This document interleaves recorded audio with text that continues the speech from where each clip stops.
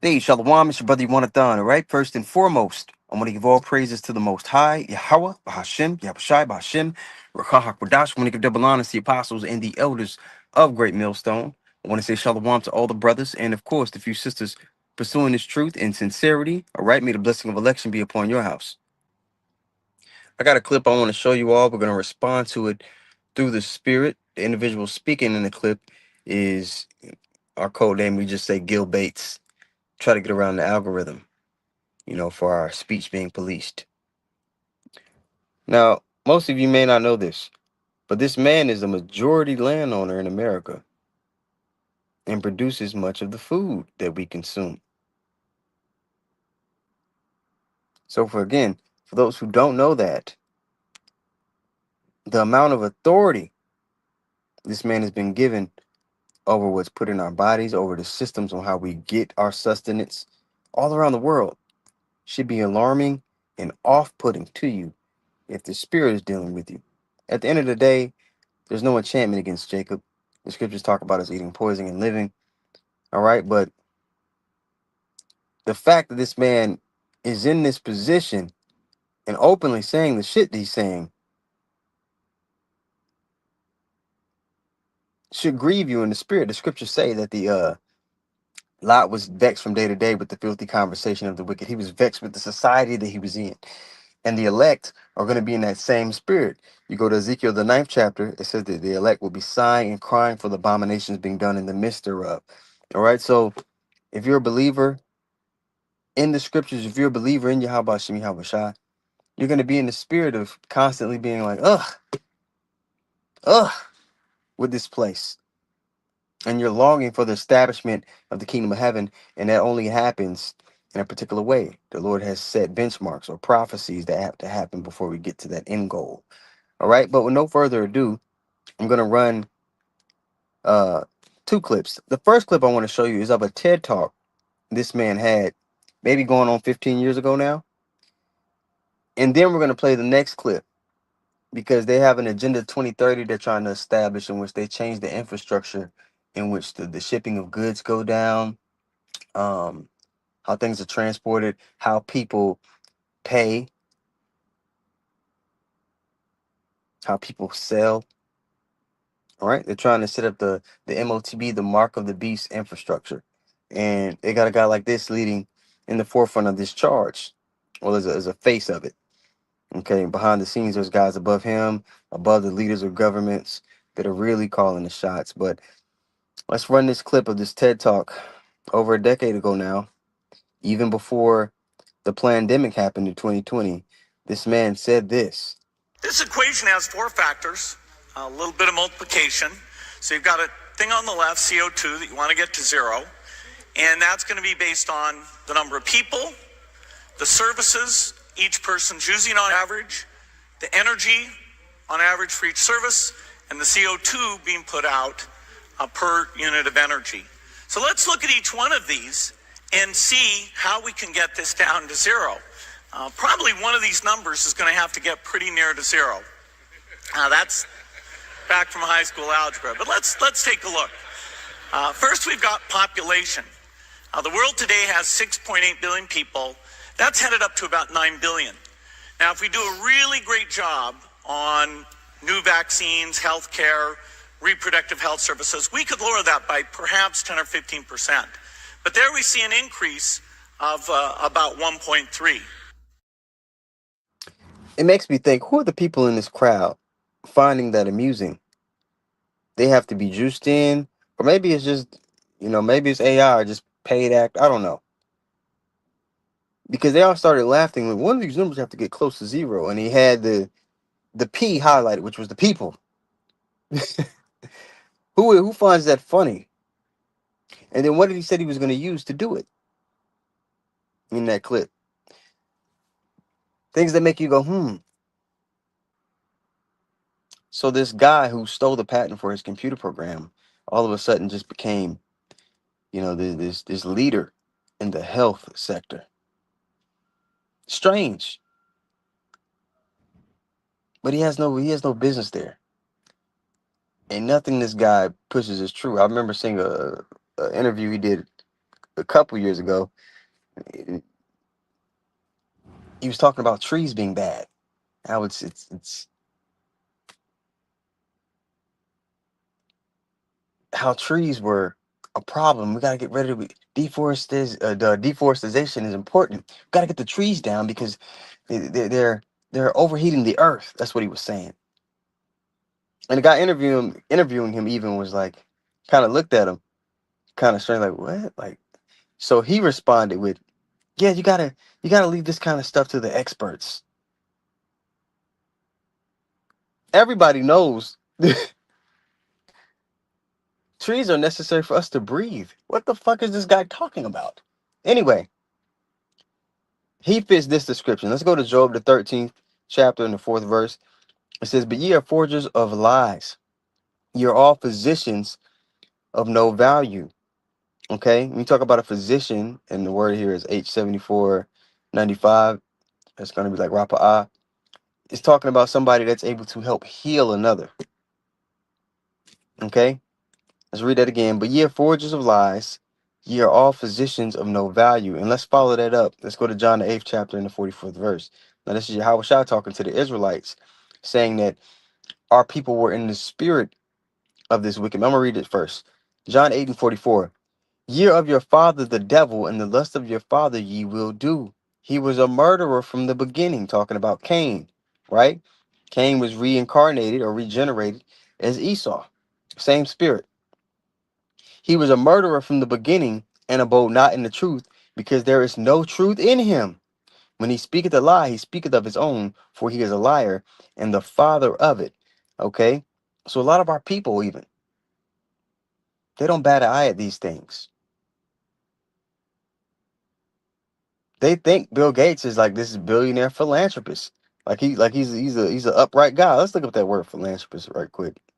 Philanthropist. A philanthropist is an individual who voluntarily dedicates resources, including time, money, expertise, or talent, to improve human welfare. He is not doing that. He's the opposite of this. To improve human welfare and support for the common good. It just showed you in the clip that he's trying to get that number down. Now he pops up in India in this next clip I'm gonna show you, talking about how yeah they're advanced in, you know, setting up this infrastructure. We want to bring this to the rest of the world. So let's listen, knowing what we know his real agenda is. Let's listen to what he's saying, because it can seem fuzzy to you if you don't know what this man's motive is. But he wants to get the population down for the sake of control. It's easier to control people when it's not a lot of them. Another place that India leads, but there's a lot more that all of you can be involved in driving forward, is this digital public infrastructure. You know, no country is more able to take government benefits and get them out efficiently and effectively to their citizens than India. You know, you would have expected rich countries or others to do that, but in fact, they did not. And so that basic structure that starts with identity and bank accounts and payments is just foundational. And as part of this visit, I'm now seeing how that foundation is being built out in agriculture with profiles of farmers to understand what they need and give them advice. Built out with health records so that we can help people not only with infectious diseases, but the challenge that's coming in the future with the growth of the non-communicable diseases being a huge thing. And that digital public infrastructure will help us with these climate problems. I was in Odisha yesterday, and what they showed is that they've registered the farmers and registered what type of crops they grow and what land they own. They literally have a control center. You know, when you walk in, you think, wow, this is agriculture, but, you know, you've got a command center and maps and people doing queries and sending out messages. And so that all starts, you know, with an Aadhaar identity, listing those farmers, getting the information, making sure it's up to date. Now, this man, Slovakia, this man was all over West Africa years back, probably still over there. you know, trying to develop a juice for HIV, malaria, all these various diseases. He was taking samples of DNA from a bunch of jakes in West Africa. Really, they were just over there, trying to figure out how to, you know, study Jake and get inside of them to control and manipulate them, seeing if they could rewrite the code. All right, because your code is in your DNA. All right, and they probably used a lot of that. Now that I think about it, they probably used a lot of that information to develop that mRNA vaccination. I'm not gonna go into details of it because my page has been, I already had multiple pages taken down. But this is who's in the forefront of your health sector, in the forefront of your food here. Now, when they manufacture this food shortage, who's going to be there to step up and say, "Hey, well, you can have access to, you know, what I got. Got to take this chip first." Everything's being set up for everybody to bend the knee to this devil. He has that God complex, all right, like it talks about in Isaiah 14:14, 2 Thessalonians 2. Let me actually go get some of those. Let me get the one in 2 Thessalonians first. Bear with me really quick here while I pull it up. But despite this man's God complex, the Lord's going to give him the biggest slice of humble pie, like the title says. Okay? We're going to 2 Thessalonians first, and we're going to read we're going to start at verse 3. It says, "Let no man deceive you by any means, for that day shall not come, except there come a falling away first, and that man of sin be revealed." The man of sin is being revealed in our time. It's clear who it is. The son of perdition. Okay? Verse 4, "Who opposeth and exalt God, and exalteth himself above all that is called God." Now, this scripture always makes me think of Noah Yuval Harari. I didn't run any clips of him today in the lesson, but this is a man who's open about his challenge to the Most High for who knows best. We don't need God. We can make our own water. That's it. When you hear the brothers quoting that guy, that's Noah Yuval Harari, who's now the head of the World Economic Forum. Okay? 2 Thessalonians 2:4, "Who opposeth and exalteth himself above all that is called God, or worship, or that is worship, so that he as God sitteth in the temple of God, showing himself that he is God." And this man is his coming is after the working of Satan, like it says down here in the 9th verse in the same chapter. Even him whose coming is after the working of Satan, with all power and signs and lying wonders. Now let's go to Isaiah the 14th chapter, 14th verse, and I'll start at 12. Okay. It's Isaiah 14:12. "How art thou fallen from heaven, O Lucifer?" Lucifer means light bearer or illuminated one. Okay, we're illuminated on the right hand side, but you have a left hand side as well. This devil was illuminated on the left hand side, which is why he was able to accomplish a lot of the bullshit that he's accomplished, a lot of the evil that he's accomplished. "O Lucifer, son of the morning, how art thou cut down to the ground, which didst weaken the nations?" Okay, to be clung unto to evil, to wickedness, to sin. It weakens us. It weakens a mortal. Okay? And this devil is the manifestation of sin and death. The scriptures talk about that in Habakkuk 2. He is as death. So the whole world has been made weak by this man being in rulership and people adhering to his vibration or his philosophy or wine, like the scripture says. Uh Habakkuk 14:13, it says, "For thou hast said in thine heart," in his mind, La'ab, "I will ascend into heaven. I will exalt my throne above the stars of God. I will sit also in the mountain, the congregation in the sides of the north. I will ascend above the heights of the clouds. I will be like the Most High." So his goal is to be like the Most High. He wants that authority. He wants that dominion. Okay. Now, two people in the scriptures were given dominion over the earth, Jacob and Esau. Difference between the two is that Esau's is temporary. Everything that he does is to prolong his blessing. He wants the blessing that Jacob got. All right, going all the way back to Genesis, when Isaac was about to pass. What did Esau say? The days of my father have come. I'm paraphrasing. This will I slay my brother Jacob. All right. So that murder, that motivation, that tenacity, that burning hatred is still burning bright till this day. All right. But again, the Lord's going to show him that he's the one moving the pieces on the board, and that this devil truly has no power. All right. Let's go to, I'm going to get an example of a ruler being humbled. Let's, Daniel 5:21, going into how, was it Nebuchadnezzar was humbled? Belshazzar. Let me double check. Let me scroll up here.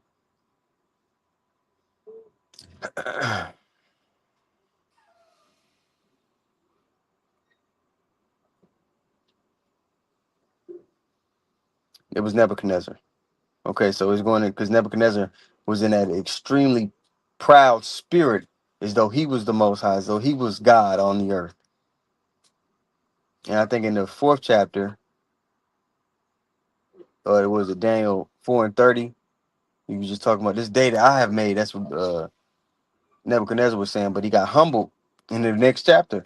So let's read this in verse 21. It says, and he was driven from the sons of man, and his heart, his mind, was made like the beast. So he put him in this crazy ass mind frame to where he was moving around like an animal, like a beast. And you know who moves around like a beast or an animal, who is completely led by the flesh? Esau Edom, the beast man, the base man of the earth. Okay? Daniel 5:21. And he was driven from the sons of man, and his heart was made like the beast, and his dwelling was with wild asses. He was down there with the donkeys. They fed him with grass like an oxen, and his body was wet with the dew of heaven. This nigga wet, stinking, till he knew that the Most High God ruled in the kingdom of men, and that he appointed over it whomsoever he will. The Lord is the one that sets the pieces on the board. So Esau, even Esau being in his position right now, the Lord put him there for our disobedience. He didn't do this of his own merit or strength, which is why he had to lie about all his accomplishments throughout history during the Renaissance period. This man has accomplished nothing but death. He's trying to masquerade as this great guy, as the father of civilization. No, this guy's a piece of shit. Less than 1,000 years ago, he was in the caves grunting. Less than 1,000 years ago, this motherfucker was in the caves grunting, not bathing, the cloth upon himself, and they would just shit in their cloth to the point it would start to stick to them. And the Moors, which were Israelites, had to come clean their asses up. Less than 1,000 years ago, this man was in the fucking caves grunting. And now he's supposed to be the grand poobah of civilization and cleanliness and morality. Bullshit. Bullshit. Bill Gates is funding a new meat company that uses lab-created cells that never stop dividing. Kind of sounds like cancer. Well, because it is. Now, this is literally an infinite, eternal, biological creature of an engine that endlessly spits out animal tissue without needing a new creature. Where are we as humanity? Like, get this man out of the health sector. First of all, it actually holds the same biological DNA of aggressive cancers and tumors, and they're marketing it to us as regular meat. You know, can we do something? Can please? I have to buy cows now. Where am I going to buy cows? At least it's not crickets yet, but I know he's going to get us into crickets. This is my driver. You guys, stop getting oh, but it has protein in it. That thing is not natural. That's not natural. We do not need to create an amoeba of meat, mystery meat. You know, I just can't imagine what that actually looks like. A movie that you could check out is Soylent Green. It's an older movie, but good watch. And give you a little insight to what's really going on. Soylent Green. This is Hosea 7:16. This is just going back into the judgment that's going to befall these people. They return, but not to the Most High. They've been put in this position. The scriptures talk about even how they would, in Isaiah, how they would be in the land of uprightness, dealing unjustly. That's them. They're the same people who appointed the Holy Land into their possession, pursuant to Ezekiel 36:5. It's them. They're the people forwarding evil on the earth. They're the Edomites. The same Edomites that would be prophesied to be ruling upon the return of the Lord, pursuant to 2nd Esdras 6 and 9, various other places. It's Hosea 7 and 16. They return, but not to the Most High. And this is Hosea, the Lord speaking to the northern kingdom through the prophet Hosea. But before, maybe about a decade, 2 decades before, they were exiled in the Assyrian captivity. All right, Hosea 7 and 16. They return, but not to the Most High. They are like a deceitful bow. Their princes shall fall by the sword for the rage of their tongue. This shall be their derision in the land of Egypt. Now, the Lord put off the northern kingdom, had them fall by the sword, had crazy shit happen to them. What do you think he's going to do to the people that he created to be the antagonists of his movie? Well, Obadiah 1 and 18 is what he's going to do to them. They're going to serve 1,000 years of captivity, and then they're going to be put off of the earth. They're the one nation who's going to be discontinued from inventory, from the Lord's inventory, for all the evil that they've committed, especially against his people, especially against the Lord's people. So yeah, this man has a horrific judgment to pay for all the evil that he's committed, and he's going to pay it. But before all that happens, man, the Lord's going to let him get to a point to where it seems like he's unbeatable. This devil's about to puff up his chest. He's gonna go out swinging, but he's gonna lose. And in the midst of all this chaos that's about to pop off, the elect, the Lord's always gonna make a way for us to escape. We might bump our heads from time to time, but He's always gonna make a way for us to escape. And you got to know that and trust it. The Lord is looking for faith upon His return. So that gift that you've been given, that faith, let it shine bright in this time. Now it's time to put it on display. Okay. So with that being said, I want to give all praises once more to Yahweh, Bahashem, Yahushai, Bahashem, Rakah HaKodash. I want to give double honors to the apostles and the elders of Great Millstone who taught us this truth and rule well. I want to say shalom to all the Akim and the Akwath who are pursuing this truth and sincerity. May the blessing of election be upon your house. Shalom.